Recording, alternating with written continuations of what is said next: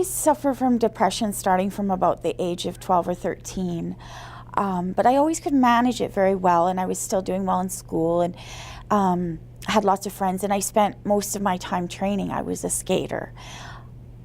So when I hit 22, I had just been accepted onto the Canadian precision skating team, which was a huge deal for me. I'd worked at this for years, and we'd gotten our first international competitions and positions, and it was very exciting. And I was I was in university training to be a nurse.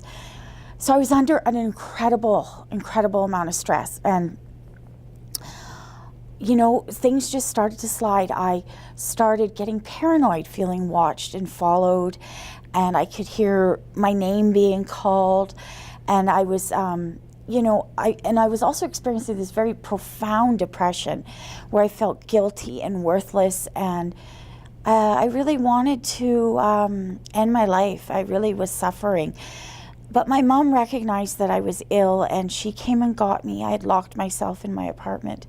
She came and got me and took me to hospital, where I was admitted immediately, and I stayed for months. And so it was about 5 years. I was diagnosed with an illness called schizoaffective disorder, and that's an illness that combines symptoms of schizophrenia with symptoms of a major depressive episode. So it took about 5 years for me to not have to be in hospital. And then the journey outside of hospital began at that point.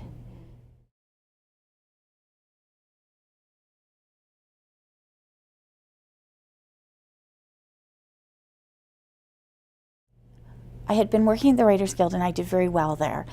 And I decided to go back to university because I wanted to get a really solid job so that I didn't have to be on AISH and that I could look after myself. And I took a job at a medical billing office, and during the interview I didn't disclose, and my thought was I would show them what a good worker I am, and then I could disclose. But what I found happened was there was some billings for some emergency departments and for some psychiatrists, and there were some jokes around the office about the crazy people and about ECT and how funny it was, and it was not safe for me to disclose. So I kept that quiet.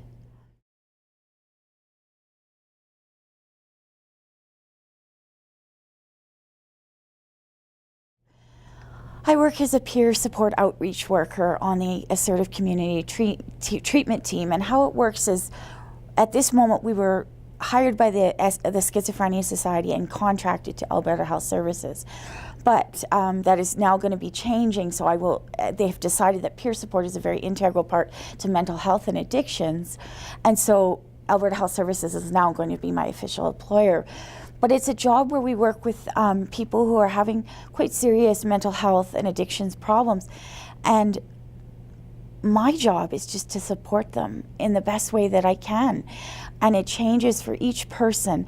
I just give them the support that they need. I help them set up goals, and I help them, you know, define what kind of a life they want to have, because I try to be an example that it's not just about staying out of hospital, but it's finding what you want out of life and building that life. And so I try to do that for them, and I try to give them the hope that sort of pulled me out of the darkest places, and that's what I try to do for them. And I love my job, and the prerequisite is to have a mental illness. And so it's great to not feel like you have to hide something. And I sit in on team conferences and team planning, and the doctors and nurses ask my opinions and my thoughts on things. And I feel very respected and very listened to, and it's very empowering.